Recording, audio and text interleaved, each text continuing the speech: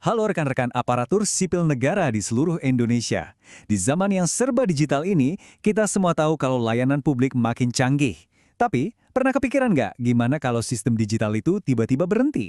Nah, hari ini kita akan bedah tuntas soal protokol respons insiden. Ini bukan cuma buat orang IT, tapi skill penting buat kita semua, biar layanan publik tetap jalan dan dipercaya masyarakat. Coba bayangin deh, sistem pendaftaran online di kantor Anda tiba-tiba down. Website nggak bisa diakses, telepon mulai berdering tanpa henti, media sosial mulai ramai, masyarakat panik. Nah, di momen itu, apa langkah pertama yang Anda lakukan?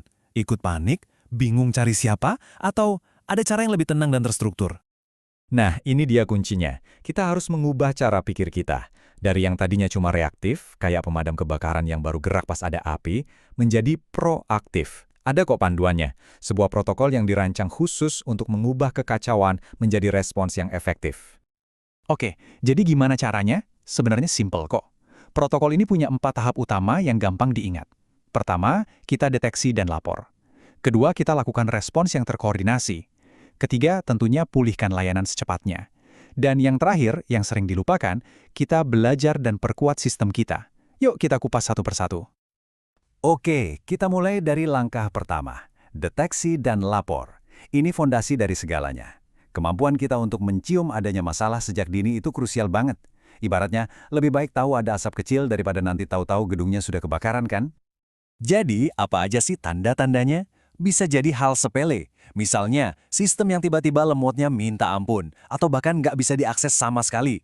Atau mungkin muncul notifikasi keamanan yang aneh di layar komputer Anda.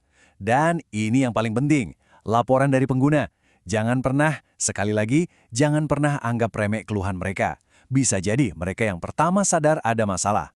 Dan ingat ini baik-baik. Satu laporan cepat dari Anda, siapapun Anda, apapun posisi Anda, bisa jadi pembeda antara gangguan kecil yang selesai dalam sejam dengan kelumpuhan total yang bikin heboh satu negara.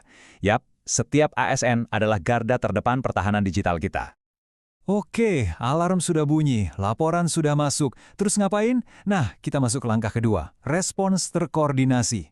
Di tahap ini kepanikan harus minggir. Yang ada adalah kejelasan, siapa melakukan apa dan kapan waktunya. Biar nggak ada yang tumpang tindih atau malah saling tunggu. Salah satu konsep paling penting di sini adalah eskalasi. Apaan tuh? Gampangnya gini deh, eskalasi itu adalah jalur resmi buat minta bantuan ke atas. Kalau masalahnya ternyata terlalu rumit buat ditangani tim awal, kita nggak main teriak-teriak, tapi ada proses yang jelas untuk melibatkan pihak yang punya wewenang atau keahlian lebih tinggi. Nah, ini dia contoh tangga eskalasinya. Laporan pertama masuk, biasanya ditangani tim IT lokal. Kalau mereka angkat tangan, masalahnya naik ke kepala unit kerja. Belum beres juga, pimpinan instansi harus tahu dan turun tangan.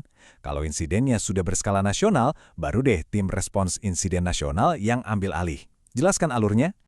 Kita lanjut ke langkah ketiga. Ini adalah tujuan utamanya, memulihkan layanan publik. Tapi, eits, tunggu dulu. Ini bukan cuma soal benerin sistem yang error. Ada 2 misi di sini. 1, mengembalikan fungsi teknisnya, dan 2, yang sama pentingnya, menjaga kepercayaan masyarakat. Biar gampang, bayangin gini deh, pemulihan atau recovery itu kayak montir lagi benerin mesin mobil kita yang mogok di bengkel. Nah, sementara itu, kelangsungan layanan atau business continuity itu artinya kita tetap berangkat kerja naik ojek online atau bus. Jadi sambil masalah utama diberesin, layanan yang paling penting buat masyarakat tetap jalan, walaupun mungkin pakai cara manual atau alternatif. Dan perlu dicatat, pemulihan itu nggak bisa asal-asalan. Harus ada prioritasnya. Seperti yang kita lihat yang nomor 1, tanpa kompromi adalah layanan publik kritis. Ini layanan yang dampaknya langsung ke masyarakat luas, kayak sistem bantuan sosial atau layanan kesehatan darurat. Itu harus hidup lagi paling pertama. Layanan sudah pulih, semua sudah bernapas lega. Apa artinya selesai? Oh, tentu tidak. Justru disinilah tahap yang paling menentukan untuk masa depan kita dimulai. Belajar dan perkuat. Momen di mana kita mengubah musibah jadi berkah. Setelah semua tenang, kita harus duduk bareng dan jadi detektif. Pertanyaan pertama yang wajib dijawab jujur, apa sih sebetulnya akar masalahnya? Bukan cuma gejala di permukaan ya, tapi kita gali sampai ke dasarnya. Apa karena sistemnya yang bolong, atau ada kesalahan prosedur dari kita? Selanjutnya, kita juga harus adil. Pasti ada dong hal-hal yang berjalan baik selama proses penanganan tadi. Mungkin timnya cepat tanggap, atau alur komunikasinya lancar. Nah, hal-hal baik ini harus dicatat, dipuji, dan dijadikan standar baru untuk kedepannya. Dan yang terakhir, pertanyaan yang paling visioner, Dari semua pelajaran ini, apa yang bisa kita perbaiki biar di masa depan kita bisa lebih cepat dan lebih efektif? Karena insiden serupa itu bukan jika terjadi lagi, tapi ketika terjadi lagi. Nah, hasil diskusi tadi nggak boleh cuma jadi catatan di notulen rapat. Harus jadi rencana aksi yang konkret. Misalnya, kita perbarui SOP yang ada, kita tambal sistem keamanan yang kemarin jebol. Dan yang paling penting, kita adakan pelatihan dan simulasi rutin. Biar semua orang, bukan cuma tim IT, jadi lebih siap. Jadi kalau kita tarik benang merahnya, sebetulnya setiap insiden itu adalah sebuah peluang. Iya, peluang. Peluang untuk menemukan di mana letak kelemahan kita, memperbaikinya, dan akhirnya kita jadi institusi yang jauh lebih tangguh dan lebih baik dalam melayani. Saya mau tutup dengan sebuah kutipan yang bagus banget.